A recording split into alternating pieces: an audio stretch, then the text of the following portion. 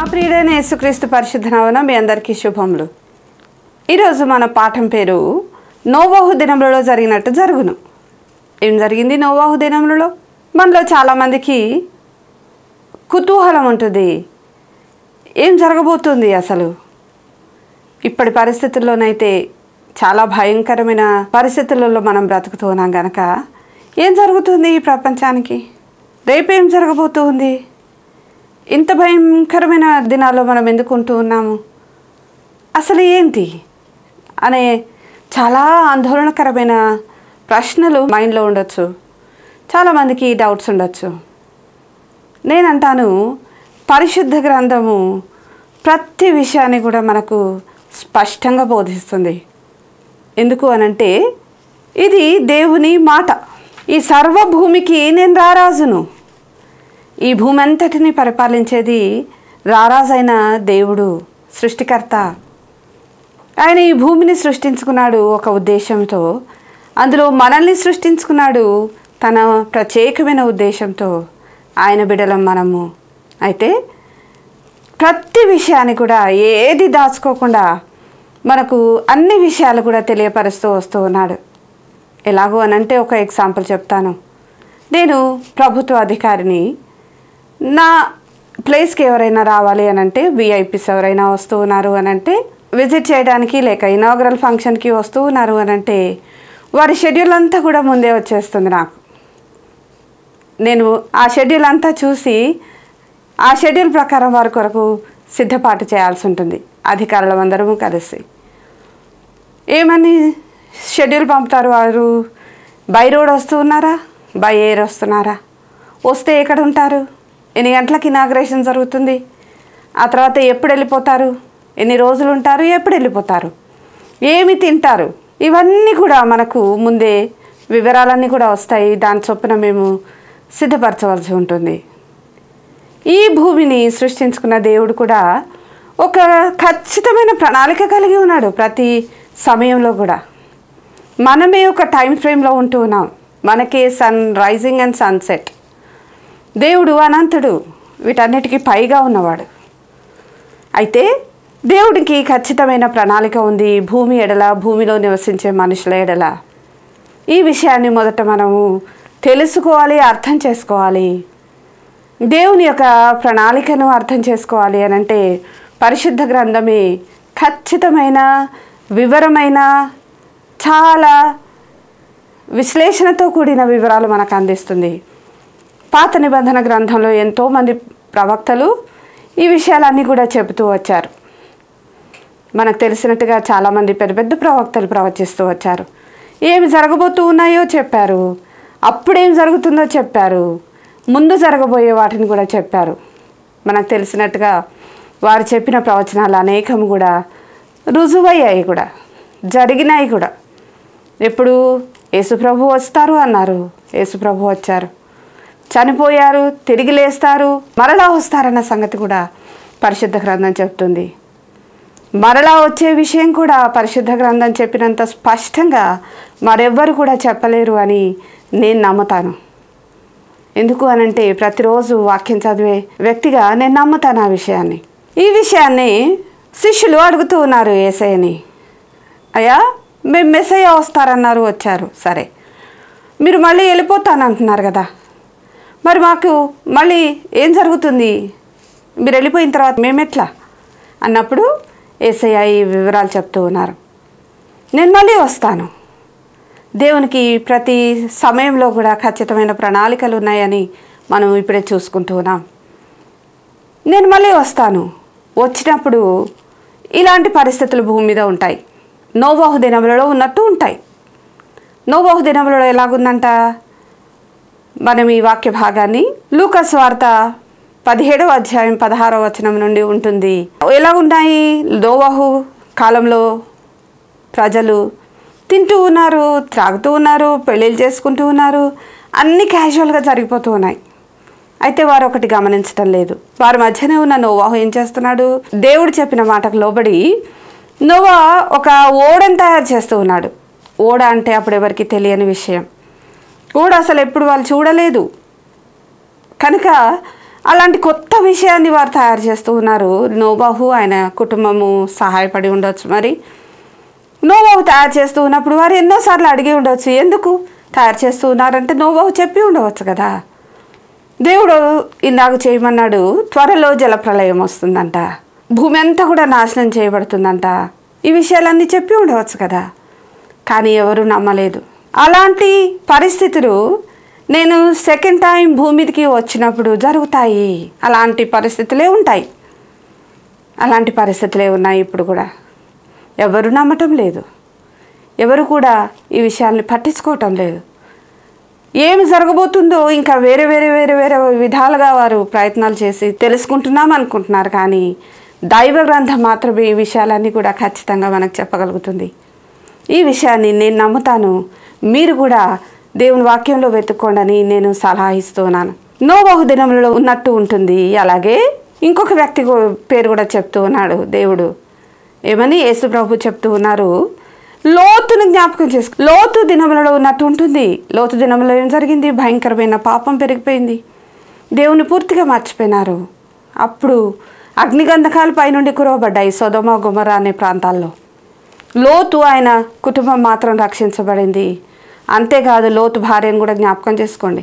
అంతగా దేవుడు రక్షిస్తే కూడా మళ్ళీ వెనక్కి చూసి తను ఉప్పు స్తంభం అయిపోయింది.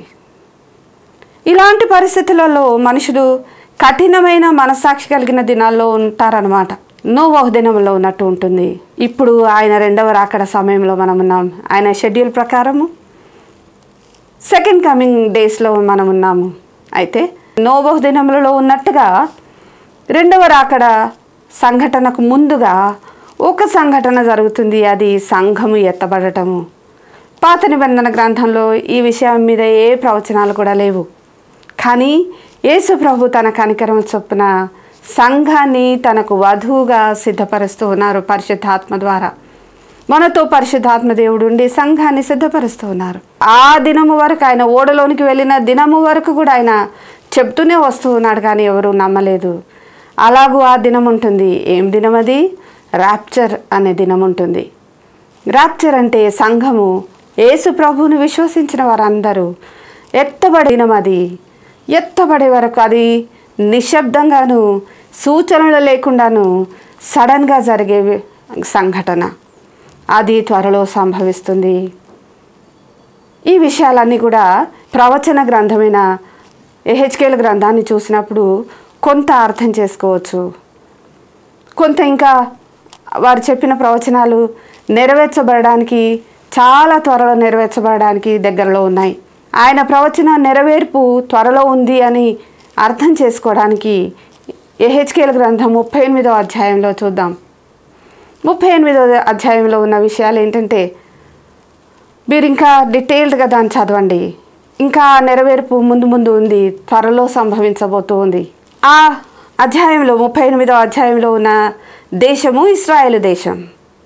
మనందరికీ తెలిసినట్టుగా ఇశ్రాయేలు దేశము ఒక వరల్డ్ క్లాక్ లాగా మనం చూసుకోవచ్చు. క్లాక్ ఏ పని చేసినా మనం ఒక సమయాన్ని చూసుకుంటూ ఆ పనులు చేస్తూ ఉంటాము. ఇప్పుడు ఇశ్రాయేలు దేశాన్ని వరల్డ్ క్లాక్గా మనం చూడాలి దైవ గ్రంథ ప్రకారం.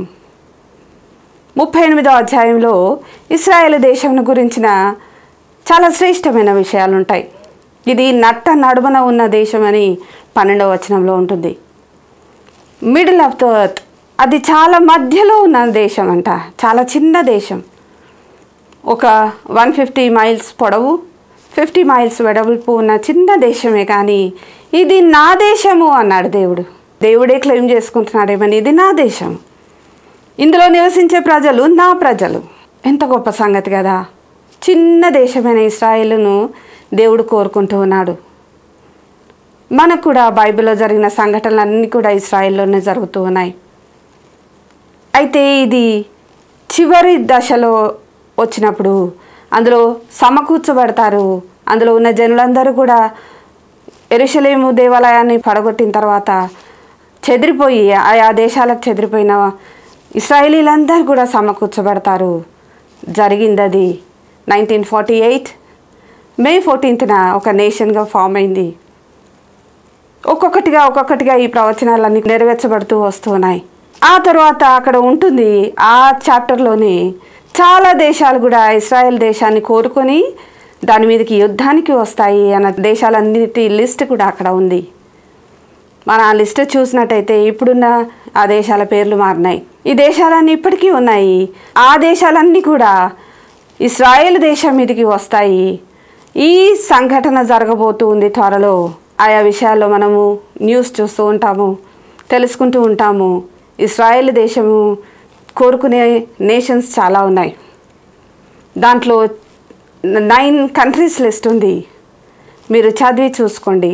నేటి నేమ్స్ కూడా ప్రజెంట్లీ అవేంటియో కూడా మనకు తెలుస్తుంది.